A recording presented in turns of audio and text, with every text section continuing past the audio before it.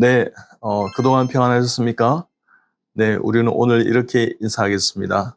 우리가 한 가족인 것이 참 감사합니다. 우리가 한 가족이 되어서 참 감사합니다. 당신 때문에 참 행복합니다. 네, 잘하셨습니다. 네, 오늘은 가족이 암 환자를 살려냅니다. 이런 제목으로 우리 함께 은혜를 나누고자 합니다.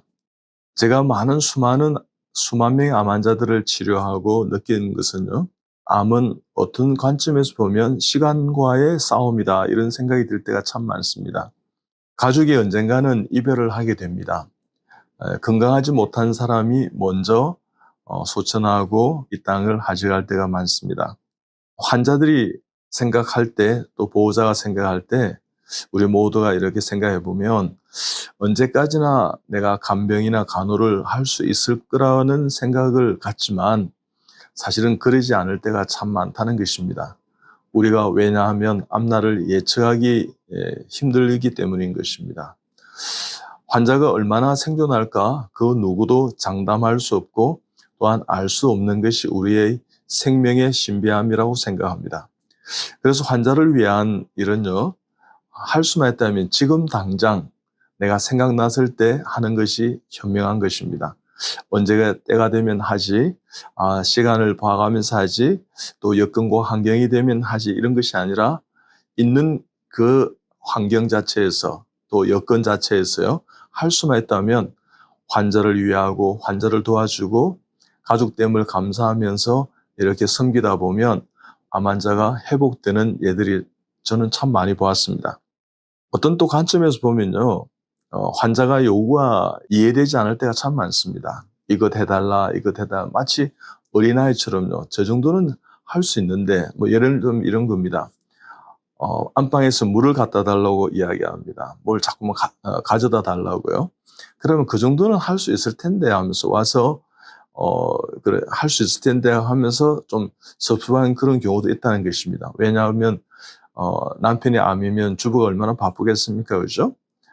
아이들도 이렇게 키워야 되고, 또 식사도 준비해야 되고, 여러 가지 분주한 일이 참 많은데, 물까지도 가져오라 그러니까 조금 이렇게, 밉상처럼 보이더라는 것입니다. 충분히 그럴 수 있습니다.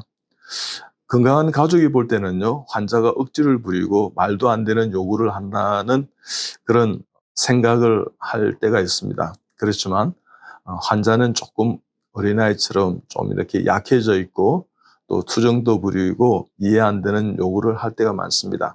저거는 참 이해가 안 돼 하는 것은 건강한 사람이 이성의 기준에 의해서 생겨난 판단일 수 있습니다. 즉 환자는 지금 그런 상황이 아니라는 것이죠. 절박한 심정을 이해 못하는 그런 경우 합리적인 판단을 못할 때가 있는 것이 환자의 지금 여건과 상황이라는 것입니다. 이때 틀렸다고 몰아붙이면요, 내가 틀렸구나 하고 좌절할 수 있습니다. 그래서 또한 어떻게 해요?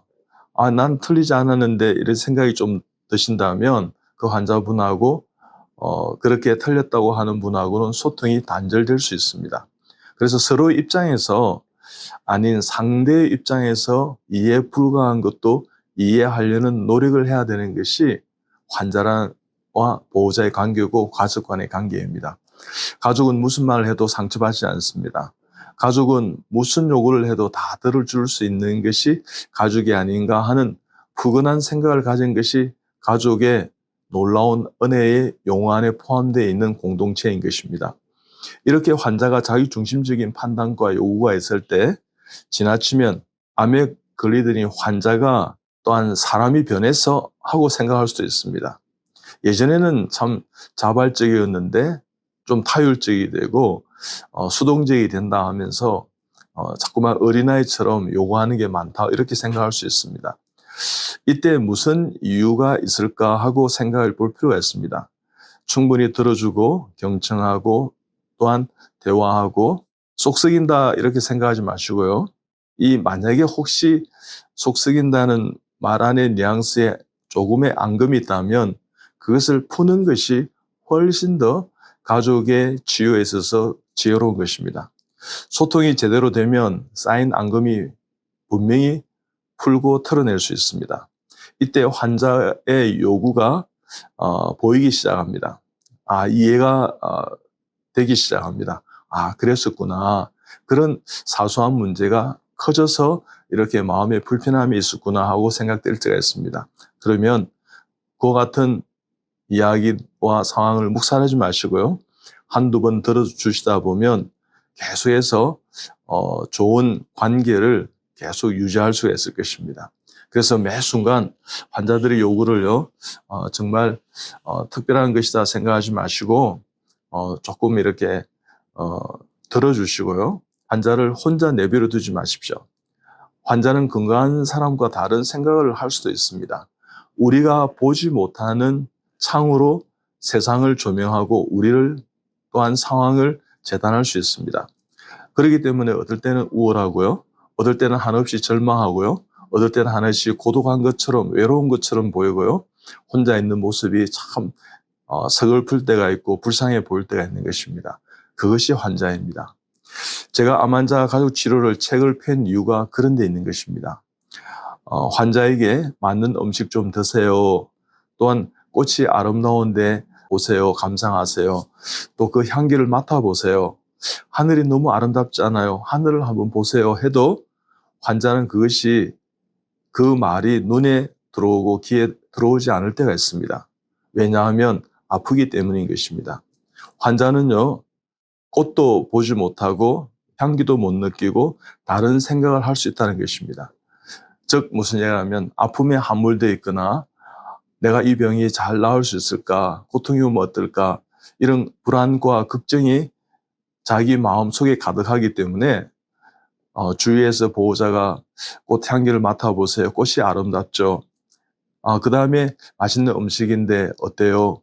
또 하늘을 보고 정말 파란 하늘이 구름이 너무 예술적이지 않아요? 이렇게 해도 그것이 스쳐가는 구름에 지나지 않을 수 있고요. 스쳐가는 소리에 지나지 않을 수 있는 것입니다. 여러분, 그럴 때 우리가 희망이, 절망이 가까이 다가온 환자에게서 있는 현상이라 생각하고 건강한 보호자가 넉넉하게 가족이 품어줄 필요가 있는 것입니다. 환자와 보호자의 갈등과 반목으로 피해보는 쪽은 역시 환자일 수 있습니다.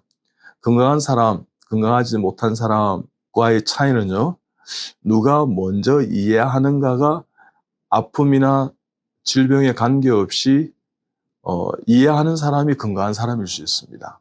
그래서 여러분, 환자가 먼저 이해할 수도 있고 가족이 먼저 또한 아프지 않는 건강한 어떤 가족의 일원이 먼저 이해할 수 있습니다. 여러분, 먼저 이해하면 먼저 생겨야 되는 것입니다.